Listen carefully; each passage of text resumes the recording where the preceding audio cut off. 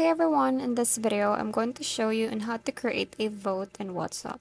So first thing you have to do is open the application.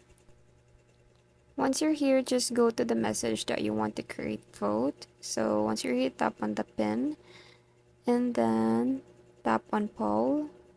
Once you tap on that, it will ask you to make question.